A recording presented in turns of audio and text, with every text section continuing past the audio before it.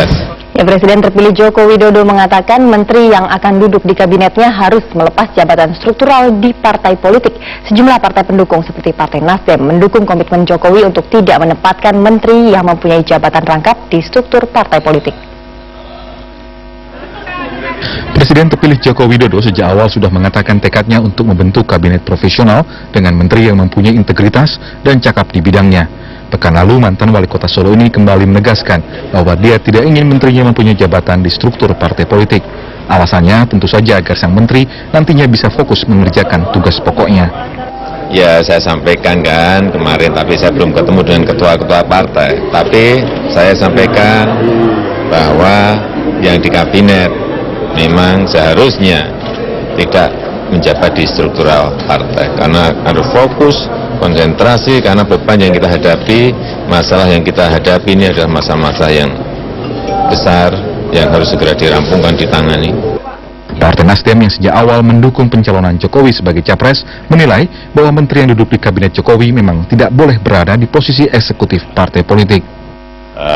Tetap pasti ada wakil-wakil representatif partai politik dan profesional, dan khusus untuk partai-partai politik dimintakan untuk tidak melibatkan eksekutif yang ada di partai-partai politik itu. Tapi pengertian eksekutif partai politik di sini adalah yang seperti para ketua umum, para ketua, sekretaris jenderal, sampai kepengurusan harian dan kepengurusan pleno lengkap. Pengamat politik Niko Haryanto mengatakan untuk memenuhi harapan publik yang menginginkan adanya perubahan cepat, maka pemerintahan Jokowi JK akan lebih baik memilih menteri yang profesional, fokus pada program kerjanya, dan tidak memiliki kepentingan politik. Nah, itu saya kira ada suatu kebutuhan ya untuk saat ini supaya kementerian itu diurus oleh mereka yang memang bersedia mengurus kementerian menjabat secara penuh.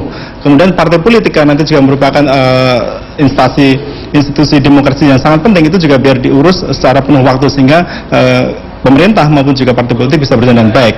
Nah, saya kira dengan konteks kabinet aksi, oleh karena itu sangat penting sekali kementerian itu diisi oleh mereka yang mau benar-benar secara penuh waktu ya mendedikasikan diri untuk kepentingan bangsa.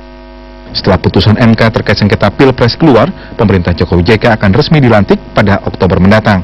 Setidaknya ada 9 program yang akan menjadi konsentrasi kabinetnya. Salah satunya adalah membuka akses yang luas kepada masyarakat di bidang pendidikan dan kesehatan. Tim Liputan Metro TV.